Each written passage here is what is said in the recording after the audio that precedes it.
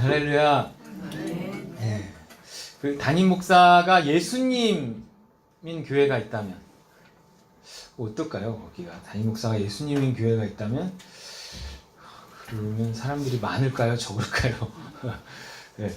적어도 거기 성도들의 신앙의 수준은 굉장해지지 않을까.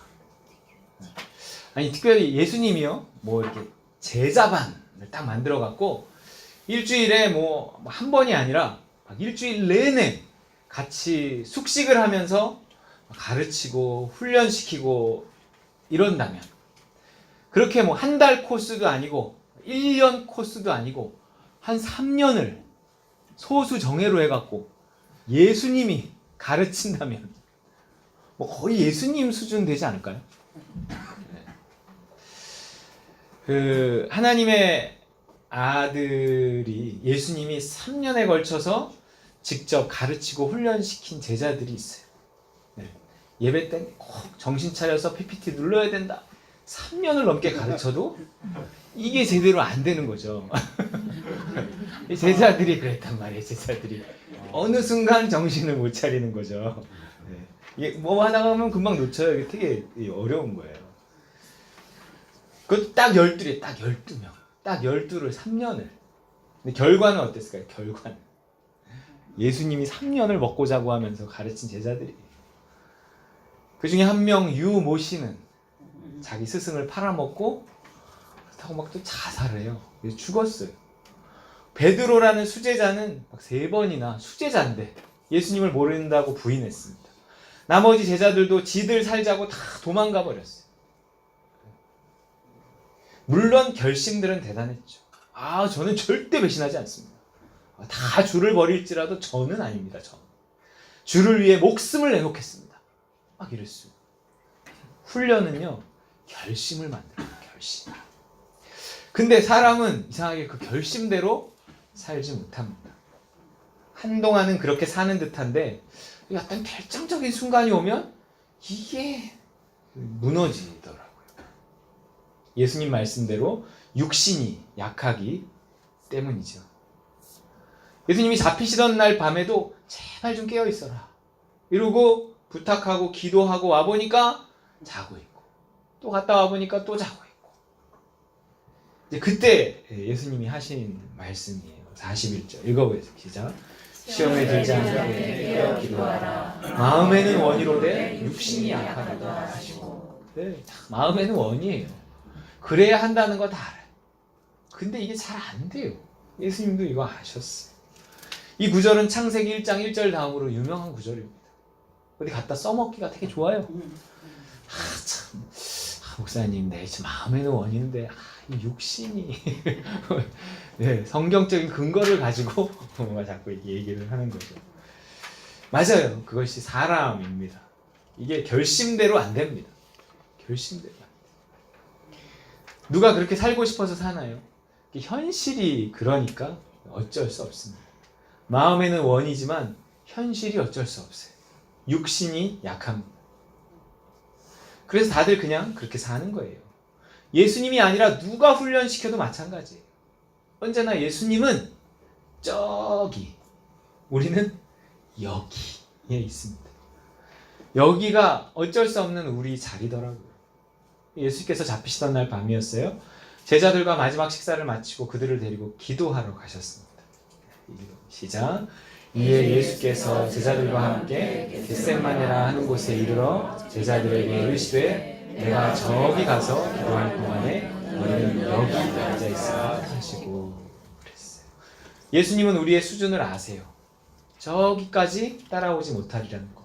결국 저기까지 가야 하지만 현재는 여기에 머물 수밖에 없다는 걸 아십니다. 우리가요, 다 알아요. 다 알아요. 기도해야 된다.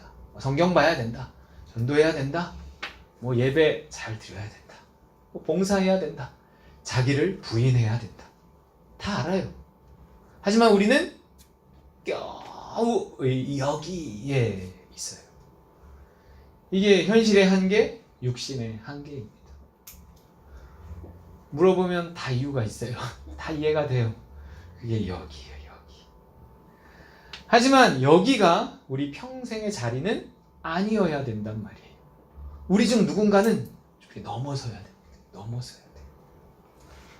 최후의 만찬 자리에서 예수님을 파는 자라는 지명을 받은 뒤에 그 자리를 박차고 나간 가롯 유다는 저기는 고사하고 여기조차도 자리를 지키지 못했어요. 생각해 보세요. 여기조차 없는 사람이 있습니다. 현재 내가 하고 있는 만큼도 하지 못하는 사람들도 많아요. 아예 완전히 탈락하는 사람들도 있습니다. 하지만 그런 반면에 우리가 있는 여기를 넘어서 저기에 가까이 다가가는 사람들도 있더라는 거예요. 그게 누구였죠? 읽어보겠습니다. 시작. 베드로와 세베대의 두 아들을 데리고 가실세 고민하고 슬퍼하사 이에 말씀하시되 내 마음이 매우 고민하여 죽게 되었으니 너희는 여기 머물러 나와 함께 깨어있으라 하시고 조금 나아가사 얼굴을 땅에 대시고 엎드려 기도하여. 누구예요? 베드로와 세베대의 두 아들 야고보와 요한은 여기를 벗어나서 저기 가까이까지 이르렀단 말이에요. 무리 중에서 12를 택했는데 12 중에서 1명 탈락, 11명 남았는데 그 11명 중에서 또 3명을 골라내시더라는 거예요. 나중에 가면 베드로 한 사람한테만 얘기해요. 이 3명의 여기는 나머지 제자들의 여기와는 좀 달랐어요. 좀 더 저기 가까이에 이르렀습니다. 어쩔 수 없는 우리의 그 현실을 조금이라도 뛰어넘는 사람들이 있다는 거죠. 일 때문에 어쩔 수 없어. 돈 때문에 어쩔 수 없어. 애들 때문에 어쩔 수 없어. 이 성격 때문에 어쩔 수 없어. 뭐 때문에 어쩔 수 없어. 이게 맞아요. 어쩔 수 없어요. 저도 알아요. 저도 이런 생각 많이 합니다. 하지만 누구는요. 희한하게 누구는 같은 상황에서 좀 더 예수님 가까이까지 가더라는 거예요. 저 사람도 분명히 어려울 텐데. 저 사람도 분명히 바쁠 텐데. 저 사람도 분명히 힘들 텐데. 어떻게 저렇게 하지? 이런 사람이 있어요. 제가 이렇게 교회를 다 다니다 보니까 그런 분들이 있어요. 어떻게 저렇게 하지? 나 같으면 정말 하기 힘든데. 근데 그걸 해내는 분들이 있더라고요. 물론 뭐 성격일 수도 있지만 꼭 그렇지만은 않아요. 그 사람의 신앙이고 그 사람의 수준이고 그렇더라고요. 자, 여기를 넘어서 저기까지 가게 하는 힘, 어떤 우리의 육신의 한계, 상황의 한계를 넘어서게 하는 힘은 어디서 올까요? 어디서 올까요? 우리 상황만 놓고 말하자면 다 똑같아요. 다 비슷비슷해. 다 이해돼요. 근데 그걸 넘어서게 하는 힘이 있다는 거예요. 일단 본문 속에서 찾자면 그게 뭐냐면 기도예요. 기도. 40절 41절 시작. 제자들에게 오사 그 작은 것을 보시고 베드로에게 말씀하시되 너희가 나와 함께 1시간도 이렇게 깨어있을 수 없더냐. 시험에 들지 않게 깨어 기도하라. 마음에는 원이로되 육신이 약하도다 하시고. 제가 알기로 성경을 통틀어 기도의 시간을 말하는 건 거의 잘 없거든요. 예수님이 기도의 시간에, 기도의 분량에 대해서 거의 제가 알기로 유일하게 말하지 않았나 싶어요. 1시간도 기도할 수 없더냐. 1시간도. 이거 생각해 볼 만한 말씀입니다. 그런데 어쩌면 우리가 그렇게 기도 안 했나요? 나름 우리 다 기도한단 말이에요. 기도했단 말이에요. 그런데 왜 우리의 자리는 아직 여기냐는 거죠. 우리의 수준은 왜 아직 여기일까요? 혹시 기도를 하긴 하는데 우리의 기도가 좀 잘못된 건 아닐까요? 우리가 저기까지 이르기 위해서는 저기 계신 분이 어떻게 기도했는지 좀 들어볼 필요가 있어요. 우리의 기도가 뭐가 다른지. 이 저기 계신 분의 기도를 들어보면 왜 우리가 아직 여기에 있는지 알 수 있습니다.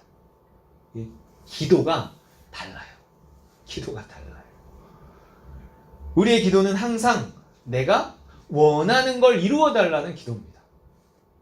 근데 죄인의 원함이란, 죄인의 원함이 이루어진다라는 것이란, 이거 좀 생각해 볼 필요가 있어요. 이거를 육적인 기도를 기도라고 합니다. 이 기도를 통해서도 우리가 어느 수준까지는 잘할 수 있어요. 적어도 여기까지는 잘할 수 있어요. 여기까지.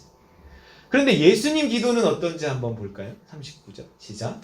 조금 나아가사 얼굴을 땅에 대시고 엎드려 기도하여 이르시되 내 아버지여 만일 할만하시거든 이 잔을 내게서 지나가게 하옵소서. 그러나 나의 원대로 마시옵고 아버지의 원대로 하옵소서 하시고.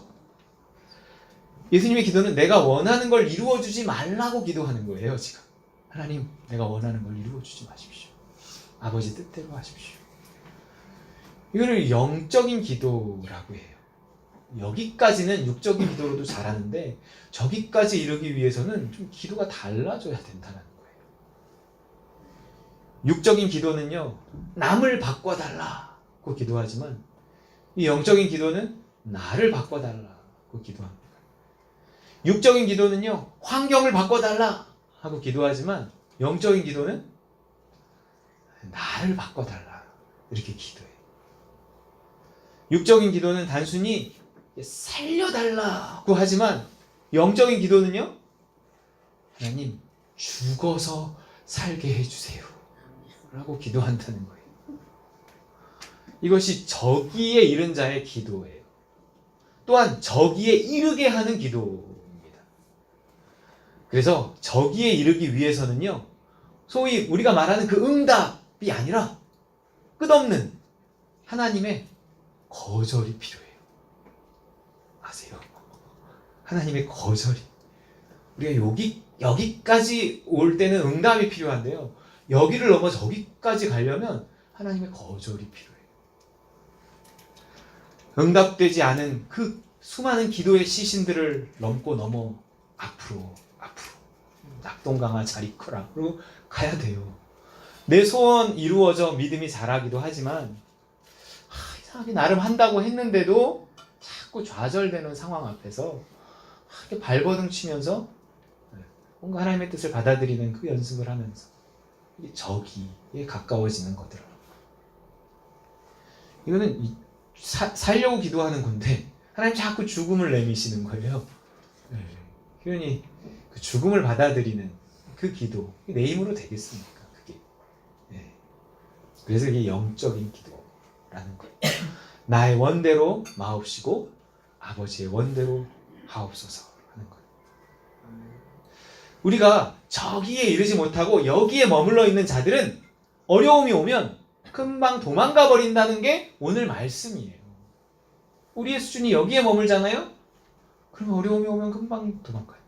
여기는 여전히 그 매매의 법칙이 지배하는 세상 근처거든요. 그러니까 거래에 익숙한 거예요.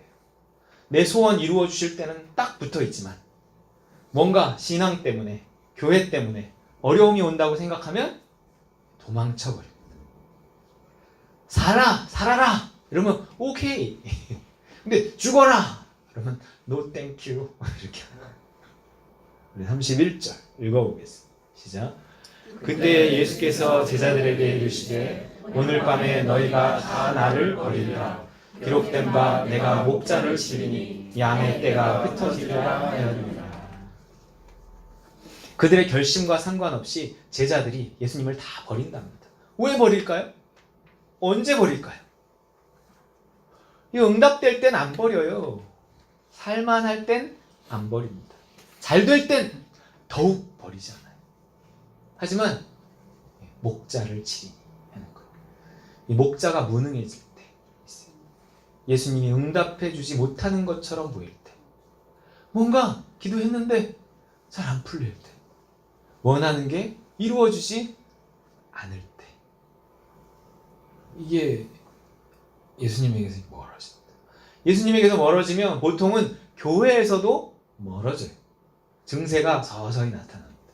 처음에는 기도가 줄고, 그 다음 예배 나오는 횟수가 줄고, 또 교회에 머무는 시간이 줄고, 또 교제가 줄고, 그러다 여기마저도 지키지 못한 채 반대쪽 저기로 이렇게 밀려나요. 조금씩. 자기도 잘 느끼지 못하는 사이. 가룟 유다가 그랬어요. 가룟 유다가. 예수가 자기가 생각했던 그 메시아가 아닌 거예요. 자기가 생각했던 그 메시아가 있거든요. 자기 생각과 다른 거예요. 뭔가 이렇게 교회가 뭐 신앙이라는 게 내 생각과 다르다라고 느끼는 순간 뭔가 이렇게 슬금슬금 이게 사는 건지 알았더니 죽는 거네 뭐 이런 게 느껴지면 네, 편한 건지 알았는데 더 힘들어지는 거네 뭐 이런 게 느껴지면 슬금슬금 물러나요. 자기 뜻대로 안 되니까 결국 예수를 팔아버립니다. 예수님이 3년씩이나 가르치고 훈련시켜도 제자들의 약한 육신적 한계 때문에 결국 다들 도망치고 맙니다. 이게 뭔가 매매의 법칙을 넘어서 사랑의 관계까지 잘하지 못한 거죠. 하나님과도 처음에 거래예요. 하나님 걸 알아요. 그 거래의 기도를 들어주십니다. 처음엔 우리와 거래예요. 배 하나 가득 고기를 잡히게 만들어주십니다. 그런데 그 다음이 문제예요. 그 다음 배와 그물을 버려두고 예수를 쫓아야 할 그 이제 여기까지는 왔는데 이제 저기까지 가긴 정말 쉬운 게 아니에요. 하지만 예수님의 사역은 여기에서 끝난 게 아니었어요. 예수님은 실패한 게 아니었어요. 이 한계를 넘어서게 할 새로운 힘이 나타나요. 그 한계를 넘어서게 도와줄 새로운 한 분을 또 다른 보혜사를 보내주시죠. 그게 누구예요? 성령입니다. 성령. 그리고 기도란, 영적인 기도란 이 성령을 일하시게 하는 힘이다. 이 성령을 힘입어, 그 기도를 힘입어 뭔가 이렇게 넘어서는 거예요. 결국 제자들을 순교하는 데까지 이르게 하는 것이 성령의 힘이에요. 예수님은 가르쳤지만 그 가르침이 그들의 삶의 실제가 되게 하는 것이 성령입니다. 예수님이 있을 때는 그래도 살만했어요. 예수님 죽고 나니까 고난이 몰아치잖아요. 그 고난 이기게 한 것이 성령입니다. 예수님조차도 훈련만으로는, 가르침만으로는, 모범을 보여주는 것만으로는 육신적 한계를 지닌 제자들을 여기 이상으로 넘어서게 하지 못했습니다. 이건 누가 해도 마찬가지. 오직 성령만이 우리를 여기에서 저기에 이르게 해요. 거래를 넘어서 사랑으로 나아가게 합니다. 사람의 힘으로 안 되는 거예요. 성령께 맡기는 겁니다. 소원 성취가 아닌 하나님의 거절을 통해서 우린 오히려 여기에서 저기로 갈 수 있는, 자라날 수 있는 기회를 얻는 거죠. 바꿔달라, 이루어달라 하는 부르짖음을 넘어서 하나님 받아들일 수 있게 해주십시오. 하나님의 뜻이면. 그리고 나를 바꿔주십시오 하는 기도를 성령이 하게 하시는 거예요. 이게 사람의 힘으로 못해요. 그러니 그것이 영적인 기도인 것입니다. 성령 없이 못하는 기도예요. 나의 원대로 마옵시고 아버지의 원대로 되기를 원하나이다. 이 기도를 하기 전까지는 우리는요 여기에서 못 벗어나요. 성령만이 이 기도를 하게 합니다. 저기에 이르게 하는 그 영적인 기도, 받아들임, 나를 바꿔달라는 그 기도를 성령을 의지해서 해야 돼요. 그래서 하나님은요 그 기도가 필요한 상황으로 우리를 몰아가시는 거예요. 어느 날 깜짝 놀라는, 왜 생각대로 되지 않지? 내가 얼마나 기도했는데 왜 내 소원대로 되지 않는가? 하지만 저기에 더 좋은 게 있으니까, 그것을 넘어설 때 저기에 이룰 수 있으니까 그렇게 하시는 거예요. 응답으로 들어가는 천국이 아니라요, 이게 거절로 들어가는 천국이더라고요. 저기는 응답을 통해 가지 못하고 거절을 통해 가요. 류시화라는 시인의 최근 저서 제목이 좋은지 나쁜지 누가 아는가. 제목만 봐도 너무 확 눈에 들어와서 책을 샀어요. 거기에 이런 재미있는 이야기가 나오더라고요. 한 수도승이, 제가 읽어드릴게요. 한 수도승이 제자와 함께 여행을 떠났다. 날이 어두워져 머물 곳을 찾던 그들은 경사진 들판 한가운데에서 오두막 한 채를 발견했다. 헛간 같은 집에 누더기 옷을 입은 부부와 세 아이가 살고 있었다. 집 주위에는 곡식도 나무도 자라지 않았다. 여윈, 암소 한 마리만 근처에 묶여 있었다. 수도승과 제자가 하룻밤 잠자리를 청하자 그 집 가장이 친절하게 안으로 맞아들여 신선한 우유로 만든 간단한 음식과 치즈를 대접했다. 가난하지만 너그러운 그들의 마음씨에 두 사람은 감동받았다. 식사를 마친 수도승이 그 가족에게 도시와 마을로부터 멀리 떨어진 척박한 곳에서 어떻게 생계를 꾸리는지 물었다. 주변에 그들이 일구는 변변한 논밭도 보이지 않았기 때문이다. 삶에 지친 얼굴을 한 아내가 쳐다보자 남편이 체념한 목소리로 말했다. 우리는 아무것도 가진 게 없고 늙은 암소 한 마리가 있을 뿐입니다. 우유를 짜서 마시거나 치즈를 만들어 먹고 남으면 마을에 가져가 다른 식량과 바꿉니다. 그렇게 겨우 살아가고 있습니다. 이튿날 아침 수도승과 제자는 부부에게 감사의 인사를 하고 떠났다. 산모퉁이에 이르자 수도승이 제자에게 말했다. 다시 돌아가서 암소를 절벽 아래로 밀어뜨려라. 제자는 귀를 의심했다. 아니, 저 가족은 암소에 의지해서 겨우 살아가고 있습니다. 아니, 암소가 없으면 굶어 죽을지도 몰라요. 하지만 수도승은 재차 지시했다. 얼른 가서 내 말대로 해라. 젊은 제자는 무거운 가슴을 안고 몰래 오두막으로 돌아갔다. 그 가족의 미래가 걱정되었으나 스승의 명령은 무조건 따르기로 서약했기 때문에 암소를 절벽으로 데려가 밀어뜨릴 수밖에 없었다. 몇 년 후 제자 혼자 그 길을 여행하게 되었다. 그리고 전에 묵었던 그 오두막 부근을 지나게 되었다. 과거에 자신이 한 행위에 대한 후회의 감정이 다시금 밀려오면서 늦었지만 그 가족을 찾아가 용서를 빌기로 마음을 먹었다. 산모퉁이를 돌아 예전의 장소로 들어선 제자는 놀라지 않을 수 없었다. 한때 다 쓰러져가는 오두막이 있던 자리에 아름다운 집이 세워져 있고 정성 들여 가꾼 밭과 화단이 집 주위를 에워싸고 있었다. 한눈에 보기에도 풍요와 행복이 넘쳤다. 무슨 일이 있었던 걸까요? 재개발이라고 생각하시는 분 계시는 것 같아요. 보상받았을 거예요. 제자가 문을 두드리자 소박하지만 품위 있는 차림의 남자가 나왔다. 제자가 물었다. 전에 이곳에 살던 가족은 어떻게 되었나요? 그들이 굶어 죽게 되어 당신에게 이곳을 팔았나요? 남자는 영문을 모르겠다는 듯 자기 가족은 그곳에서 줄곧 살아왔다고 말했다. 제자는 여러 해 전 스승과 함께 그곳에 쓰러져가는 오두막에서 하룻밤 묵은 이야기를 하며 다시 물었다. 이곳에 살던 그 가족에게 그 후 무슨 일이 일어났나요? 남자는 제자를 하룻밤 묵고 가라며 집 안으로 초대해 음식을 대접했다. 식사를 마치기를 기다렸다가 그는 자기 가족의 운명이 어떻게 바뀌었는지 설명했다. 우리에게는 여윈 암소 한 마리가 있었습니다. 그 암소의 의지에 겨우 굶지 않을 만큼 살아가고 있었죠. 그것 말고는 다른 생계수단이 없었습니다. 그런데 어느 날 암소가 집 뒤 절벽에서 떨어져 죽고 말았습니다. 우리는 살아남기 위해 무엇이든 해야만 했고 새로운 기술들을 배워야만 했습니다.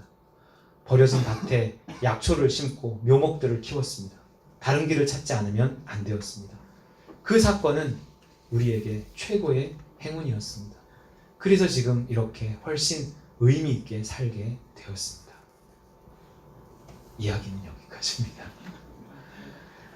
하늘에 계신 이 지혜로운 스승님께서 우리의 여인 암소를 한 번씩 절벽 아래로 밀어뜨립니다. 미치겠죠. 암소의 뒷다리를 잡고 안 된다고 하지만 확 밀어뜨려버려요.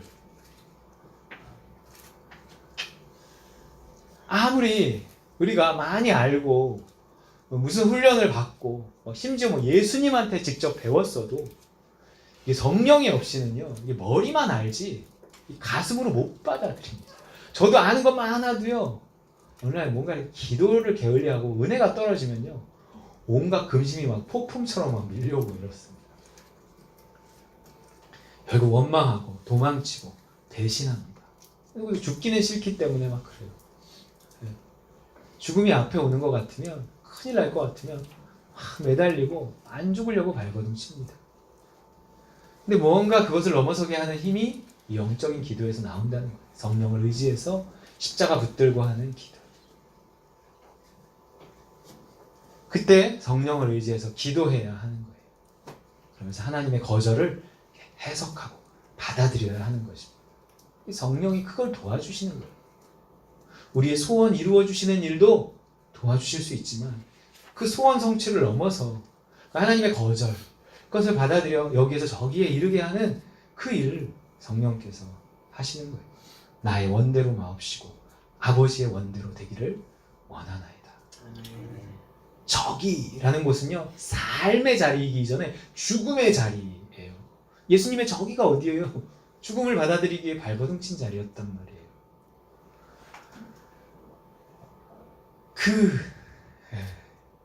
자리에 이르기 위해 발버둥쳐 뭔가 이렇게 죽음을 받아들일 때 비로소 그 자리는 죽음의 자리를 넘어서 무슨 자리가 될까요?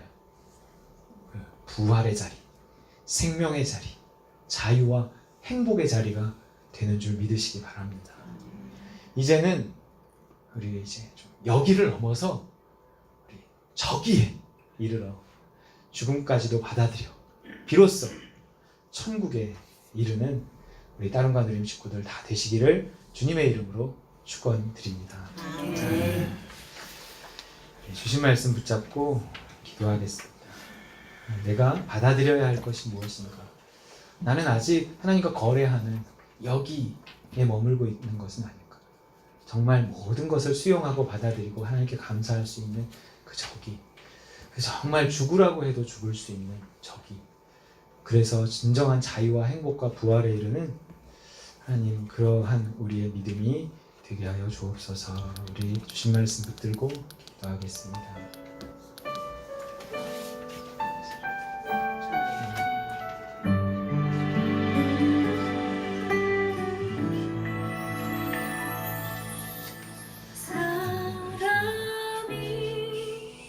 넘치기보다 사랑이 넘치는 교회, 섬김을 원하기보다 섬김의 기쁨 알아가는 교회, 세상이 주목하기보다 주님이 주목하는 교회, 화려한 겉모습보다 중심이 주를 향한 교회, 주님이 비로사신 아름다운 교회, 서로를 사랑함으로 하나 되는 교회, 주님이 머리 되신 거룩한